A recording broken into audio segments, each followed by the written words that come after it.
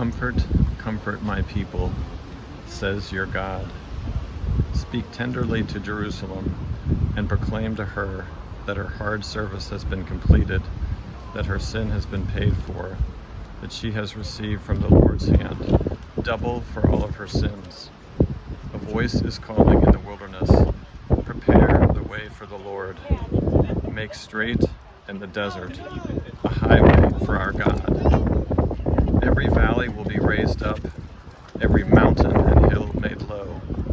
The rough ground shall be made level, and the rugged places a plain. For the glory of the Lord shall be revealed, and all flesh shall see it together, for the mouth of the Lord has spoken. A voice says, cry out, and I said, what shall I cry?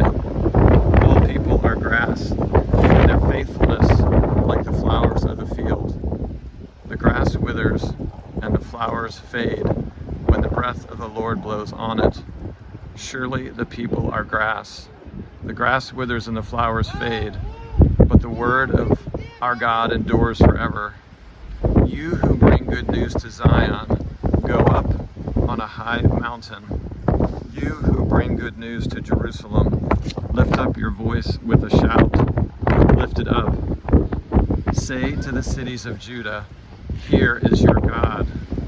See, the sovereign Lord comes in power. He rules by his mighty arm. See, his reward is with him, and his recompense accompanies him. He tends his flock like a shepherd. He gathers the lambs in his arms and carries them close to his heart. He gently leads those who have young. Who has measured the waters in the hollow of his hands, or by the breadth of his hands marked out the heavens?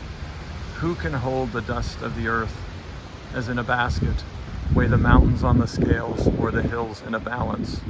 Who can fathom the Spirit of the Lord, or instruct the Lord as his counselor? With whom did the Lord consult to enlighten him? And who was it who taught him in the path of justice? Who was it who taught him knowledge, or showed him the way of understanding? Behold, the nations are a drop in a bucket. They are regarded as a speck of dust on the scales. He measures the islands as though they were fine dust.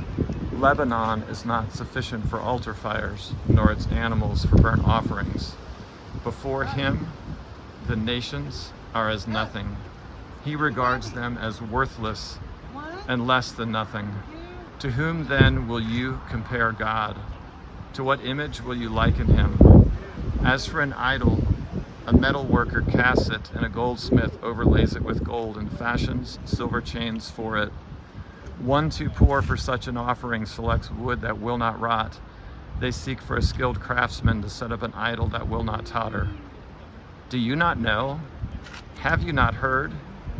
Has it not been declared to you from the beginning? Have you not understood from the foundation of the earth? He sits enthroned above the circle of the earth, and its people are like grasshoppers. He stretches forth the heavens like a canopy and spreads them out like a tent to live in. He it is who reduces rulers to nothing and renders the judges of the earth meaningless. Scarcely are they planted, scarcely are they sown, scarcely do they take root in the ground, and he blows on them, and a whirlwind sweeps them away like chaff. To whom then will you compare me? Who is my equal, says the Holy One? Lift up your eyes on high and see, who created all these stars? He who brings out the starry host one by one and calls them each by name. By the greatness of his might and the strength of his power, not one of them is missing. Why do you say, O Jacob, and assert, O Israel, my way is hidden from the Lord, and the justice due me escapes the notice of my God? Do you not know? Have you not heard? The everlasting God, the creator of the ends of the earth, does not grow weary or tired. His understanding no one can fathom. Though youths grow weary and tired, and vigorous young men stumble and fall. They that wait upon the Lord will gain new strength. They will mount up on wings like eagles. They will run and not be weary. They will walk and not faint. Isaiah chapter 40.